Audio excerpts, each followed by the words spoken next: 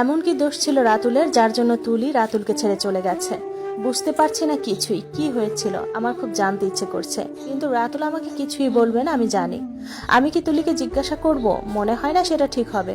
আর তুলি যদি সত্যি সত্যি রাতুলের সাথে আবার সবকিছু ঠিক করে ফেলে, আমার কি হবে তাহলে? আমি কি রব? কোথায় যাব? যখন যা ইচ্ছা বলবে, যা ইচ্ছা করবে, চাইলে আমাকে আদর করবে, আবার দুর্ব্যবহার করবে, আমাকে নিজের ঘরের বউ করে নিয়ে আসবে। ছি, কি এমন দোষ করেছিলাম আমি আল্লাহর কাছে যে সে আমাকে এমন শাস্তি দিচ্ছেন? আমি তো কোনোদিন কোনো পাপ কাজ করিনি, তাহলে আমার সাথে কেন এমন হচ্ছে? এগুলো কি করছে রাতুল? আমাকে নিয়ে এসব কি ভাবছে? সত্যি সত্যি যদি এমনটা করে, আমি কিছুই ভাবতে পারছি না। মাথায় খুব যন্ত্রণা করছে। মাঝরাতে আমার খুব পেটে ব্যথা উঠলো। আমি রাতুলকে ডাকতে চাইনি, কিন্তু ব্যথাটা সহ্য করতে পারছি না, তাই রাতুলকে ঘুম থেকে ডেকে উঠিয়েছি। রাতুল ঘুম থেকে উঠে আমার অবস্থা থেকে বিছানা থেকে উঠে আমার পাশে এসে দাঁড়ালো। রাতুল আমাকে উঠিয়ে বসালো, বলল জোরে জোরে নিঃশ্বাস নিতে। আমি কয়েক মিনিট জোরে জোরে নিঃশ্বাস নিলাম, কিন্তু কোনো কাজ হলো না। ব্যথা ক্রমেই বেড়ে যাচ্ছে, কমছে তো নাই, উল্টো বাড়ছে। ব্যথা বাড়লে ডাক্তার একটা ওষুধ খেতে বলেছিলেন। রাতুল আমাকে সেই ওষুধটা এনে দিল। আমি ওষুধটা খেয়ে নিলাম। বেশ কিছুক্ষণ হয়ে গেল, কিন্তু ব্যথা কমছে না। রাতুল আমার পাশে বসে আছে, বারবার বলছে একটু ধৈর্য ধরো, আমি তো আছি তোমার সাথে, কিছুই হবে না, দেখো আমি আছি তো। এই ব্যথার মধ্যে আমার মনে হচ্ছে রাতুল কি সত্যি আমার সাথে আছে? সত্যি কি সব ঠিক হয়ে যাবে? আমি ব্যথা সহ্য করতে না পেরে রাতুলের হাত চেপে ধরলাম। কাঁপা কাঁপা কণ্ঠে বললাম, আমি আর পারছি না, আমি আর পারছি না, আমাকে প্লিজ বাঁচাও, আমি মরে যাচ্ছি। রাতুল আমাকে নিয়ে দ্রুত হাসপাতালে চলে গেল। হাসপাতালে শুধু ডিউটি ডাক্তার আছে, বড় ডাক্তার নেই। বড় ডাক্তার আসবে সকাল 11টায়। আমাকে স্যালাইন দেওয়া হলো, স্যালাইনের সাথে ব্যথার ইঞ্জেকশনও দেওয়া হলো, কিন্তু কিছুতেই আমার ব্যথা কমছে না। রাতুল আমার এই অবস্থা দেখে খুব ঘাবড়ে গেল। তুলিকে কল দিল। হ্যালো তুলি, তুমি একটু আসবা? মেয়েটার অবস্থা খুব খারাপ, ওকে নিয়ে হাসপাতালে এসেছি। ওর ব্যথা কমছে না, কিছুতেই কমছে না। এত ব্যথার যন্ত্রণায়ও আমার খুব মন খারাপ হলো। রাতুল বারবার আমাকে মেয়ে মেয়ে করছে কেন? আমার তো একটা নাম আছে, সেই নাম ধরে তো বলতে পারে। রাতুল সেটা করছে না, মেয়ে মেয়ে করছে অপরিচিত মানুষের মতো করে। মনে হচ্ছে আমি রাতুলের ঘরের বউ না, আমি রাতুলের ঘরের কাজের বুয়া। বুয়ার থেকেও বড় কিছুই না আমি। আমার স্থান তো বুয়ার থেকেও নিচু। বেশ কিছুক্ষণ পর তুলি হাসপাতালে এলো। ব্যথার যন্ত্রণায় আমি কাতরাতে লাগলাম। আমাকে এমন অবস্থায় দেখে তুলি নার্সের সাথে খুব চিল্লাচিল্লি করলো।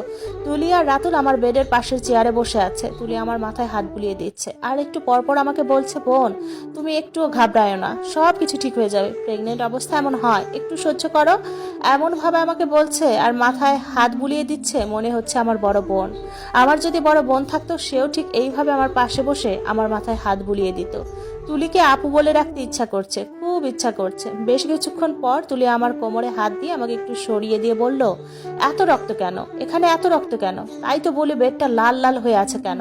তুলি নার্সকে ডেকে নিয়ে এলো। নার্স আমার এই অবস্থা দেখে ডিউটি ডাক্তারকে ডেকে নিয়ে এলো। ডাক্তার আমার এই অবস্থা দেখে অনেকবার বড় ডাক্তারের কাছে ফোন করে কথা বলার চেষ্টা করলো, কিন্তু পারলো না। রাতুল বলল, কি হয়েছে, এত ব্লাড কেন? এত ব্লাড পড়লে তো সমস্যা হতে পারে। এত বড় হাসপাতালে কি একটাও বড় ডাক্তার নেই? এখন কি করবেন আপনারা?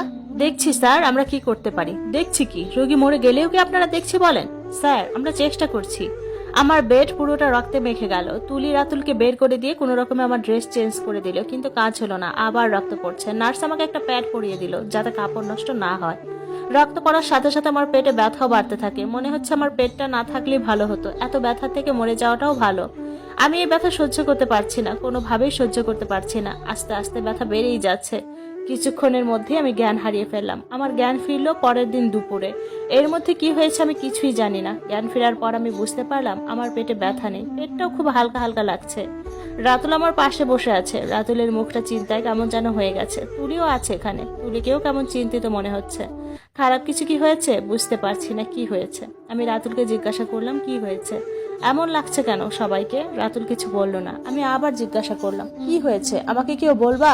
রাতুল এবারে কিছু বলল না। তুলি আমার সামনে আসে, আমার হাতটা ধরে বলল, বোন একটু শক্ত হও, তোমাকে শক্ত হতে হবে। আমাকে কেন শক্ত হতে হবে? কি হয়েছে আমার?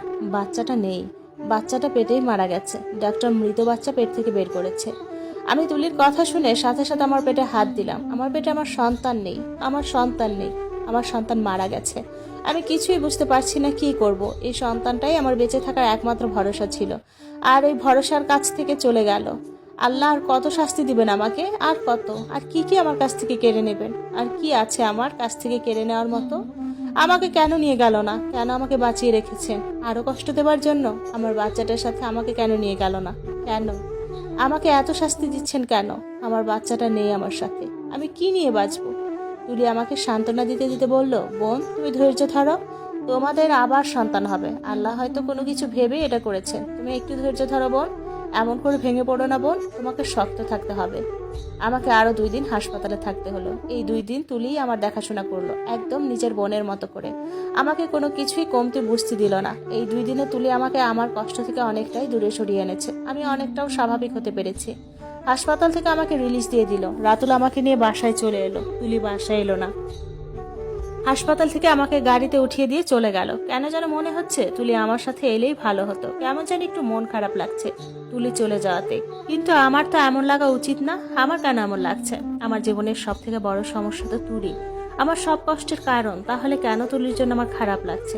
আস্তে আস্তে রাতুল তুলিকে ভুলে যেতে শুরু করেছে, আমাকে সত্যি সত্যি ভালোবাসতে শুরু করেছে রাতুল। রাতুলের কথা বলার ভঙ্গিতেই আমি বুঝতে পারি রাতুল আমার সাথে এখন আর অভিনয় করছে না, যা করছে সব মন থেকে ভালোবেসে করছে। রাতুল আর আমি এখন ঘন ঘন বাহিরে ঘুরতে যাই। রাতুল এখন আমাকে অনেক বেশি সময় দেয়। আর হ্যাঁ, রাতুল আমাকে এখন আর আদর করে দেয় না, কারণ সে চায় না আমার মনের বিরুদ্ধে কিছু করা হোক। রাতুল চায় আমরা ভালোবেসে দুজন দুজনের কাছাকাছি আসি। আস্তে আস্তে রাতুল আর আমার ভিতর খুব ভালো বন্ধুত্ব হয়ে গেল। অনেক রাত জেগে আমরা দুজন গল্প করি, কি সব নিয়ে যে গল্প করি আমরা নিজেও জানি না। অনেক অনেক গল্প। 3 বছর পর আমাদের একটা ফুটফুটে বাচ্চা হলো, ছেলে বাচ্চা। আমি বাচ্চাটার নাম রাখলাম তুষার। জানি না কেন যেন তুলির নামের সাথে মিল রেখে নাম রাখতে ইচ্ছা করলো। রাতুলও আমাকে কিছু বলেনি, মনে হয় রাতুল খুশি হয়েছে। হয়তো তুলিকে এখনো ভুলতে পারেনি, না পারুক সেটা নিয়ে আমার কোনো কষ্ট নেই, কারণ একটা মানুষকে ভুলে যাওয়া খুব সহজ না, এটা আমি এখন বুঝি, খুব ভালো করেই বুঝি।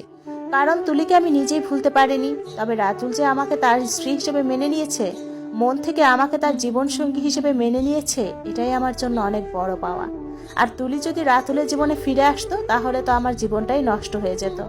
জানি না তুলি এখন কেমন আছে, কোথায় আছে, তবে খুব জানতে ইচ্ছে করে তুলির কি এখনো আমাদের কথা মনে আছে নাকি ভুলে গেছে। তুলি কি খুশি হবে তুষারের কথা শুনে? জানি না, কিছুই জানি না। তবে হ্যাঁ, তুলির জন্য আমার অনেক অনেক দোয়া রইল, যেখানেই থাকুক ও ভালো থাকুক। আমি, তুষার আর রাতুল, এই নিয়ে আমাদের ছোট সংসার এখন। রাতুল তুষারের অনেক কেয়ার করে, নিজের থেকেও বেশি ভালোবাসে। রাতে যদি তুষার একটু কেঁদে ওঠে, রাতুল সারা রাত জেগে থাকবে যতক্ষণ না তুষার ঘুমাবে। রাতুলের সাথে আমার এখন কোনো কিছু নিয়েই কথা কাটাকাটি বা ঝগড়া কিছুই হয় না। রাতুল অনেক শান্ত স্বভাবের হয়ে গিয়েছে, যেটাও ছিল না আগে কখনো। যাই হোক, রাতুলকে নিয়ে আমি অনেক সুখে আছি, অনেক বেশি সুখে। মাঝে মাঝে মনে হয় এই পৃথিবীর সব থেকে সুখী মানুষ আমি।